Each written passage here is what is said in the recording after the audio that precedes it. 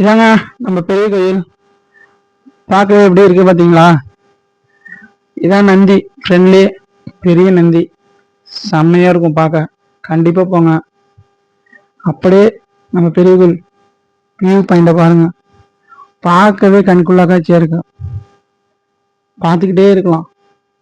அது கீழே அந்த வியூ பாயிண்ட்ல நின்று நம்ம போட்டோஸ் எடுத்தா அருமையா இருக்கும். சுத்தி பார்க்க செம்ம பிளேஸ். கம்பல்சரி ஃப்ரெண்ட்ஸோட மிஸ் பண்ணாம போயிட்டு வாங்க. போயிட்டு வரக்கூடிய ஒரு இடம்.